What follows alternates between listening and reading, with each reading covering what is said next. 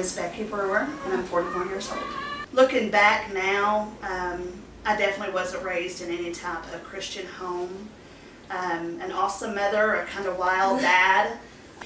So, but yeah, I started using with my father. That's exactly, I mean, the very first few times was with a boyfriend, and then probably the third time I'd ever used meth was with my father. My mentality when I was starting to use, which, you know, let's just lay the foundation, that was never okay with my mother. I mean, that caused divorce and lots of other things, you know what I mean, because she was never okay with that. My name is Melissa Reed, and I'm 46. Becky's actually her half-sister is my first cousin on my mom's side, so she's family. She was kind of raised up in a really hard, with a really hard life. She had a loving mother and everything. Her dad loved her very much. Of course, it was drugs. The whole family was drugs, you know. I knew her dad. Her dad was a pretty rough man, and he was actually married to my aunt. And he had a group called the Black Widows. My mentality back then was I wanted to be a part of it. You know, he was the big drug man in town. He was the dealer. Everybody, I mean, when he went to federal prison, it was called Operation Crystal Dragon. It was a huge federal operation that was, you know, investigated. I considered it my job to be a user. I really did. I mean, that's the way I looked at it. The way I supported that habit was that I would steal pseudo-60s, is what we call them, pseudo-60s.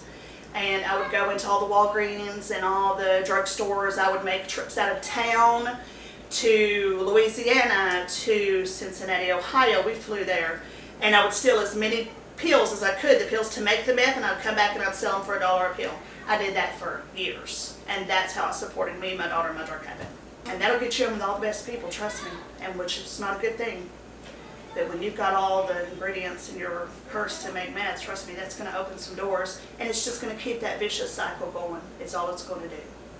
Well, I've been clean for almost 13 years, so I got saved in 2002, and through the years I would go over and try to minister to her sister, Shelly, which was my first cousin, and I would see Becky come over there and she'd be really high. I mean, I had goals in life. I mean, I wanted to do things other than do drugs, but boyfriends would come in, partying came in.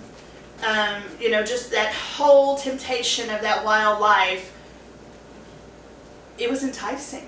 And it was in a South Carolina penitentiary that I was in once again, the 5th state that I had been in, you know, incarcerated in. My daughter in foster care again, out of state.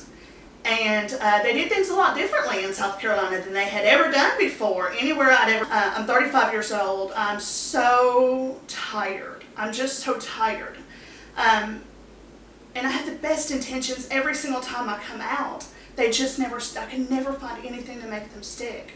And I was in that South Carolina prison, and they did things a lot differently. You weren't allowed a cellmate. You weren't allowed room time at the general population. You weren't allowed to talk with other inmates. You weren't allowed to do any of that things. You were 22 hours a day locked down in a cell. You were allowed to shower once a day and TV with no talking once an hour a day. But they put you in there with a Bible. And that's all you're allowed.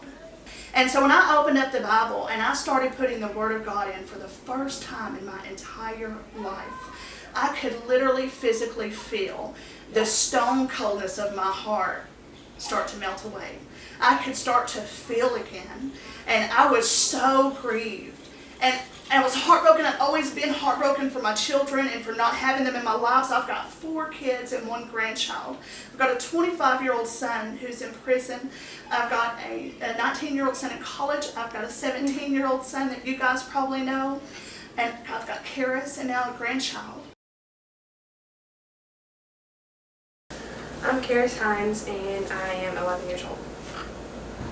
It was like a good childhood, but like not getting to see my mom and like not knowing my dad at the point, that was like kind of rough. We never had a stable home. You know, her first 5 years of her life was just living on this one's couch or that one's couch or in the back seat of the car.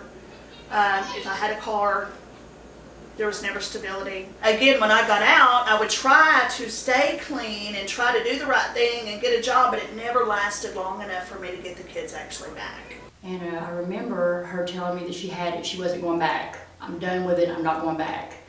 And then I remember it wasn't long, I don't know how long it was after that, but I do remember she went back to prison again. I was grieved for the way that I've been living my life. I was grieved for my kids, but finally, more so than anything else, I was grieved to God for the way I've been living. You've given me this life, and I am so sorry for what I have done with it. And I got down on my knees and I just cried out to God for the first time in my life, you know. And that night, I will never ever forget this moment, because that night, as I laid on my bunk and I went to bed, I knew that it was done. I knew that it was over. I never ever knew that it was finished and that it was done like it was. And that night when I went to bed, I knew this is done.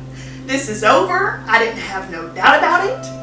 And so I just started pouring the Word of God in. I just started pouring it in more and more. I could not get enough of the Word of God. I knew what I had to do when I come home. I knew that I had to get into church. I knew that I had to grow. I knew that that was the basis of everything. I knew that it was going to be the basis for my daughter. I knew that it was going to be the basis for my kids, for my grandson. I knew that that was it.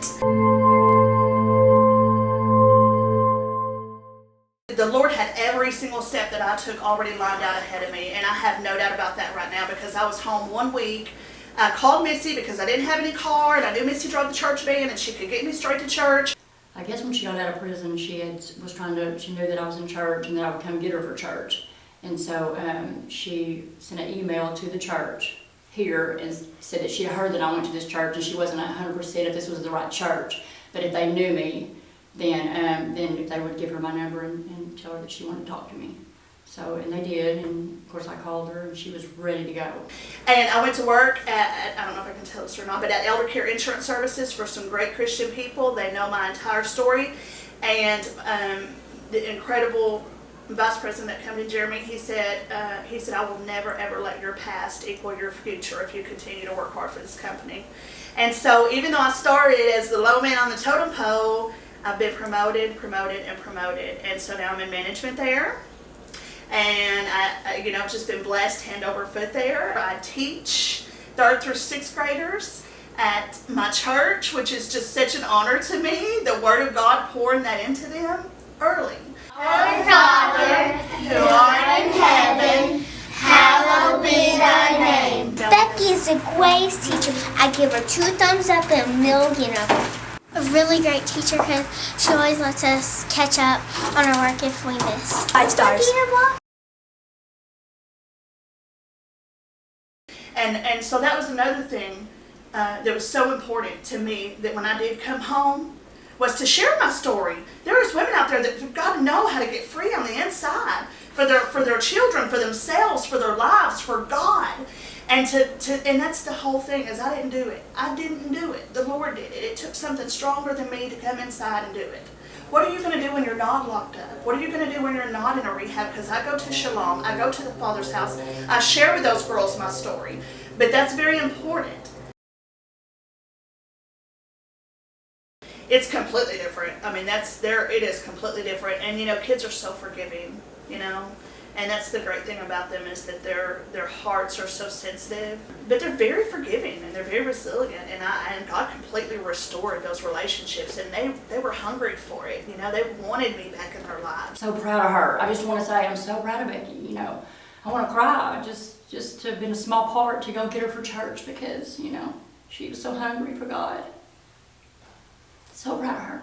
Don't let distractions come in. Get goals and stay focused. Be godly people above all.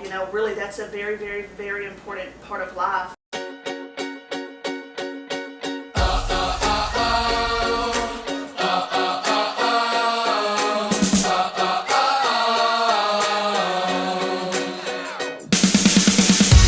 hold my hands up high and throw my glass into the sky.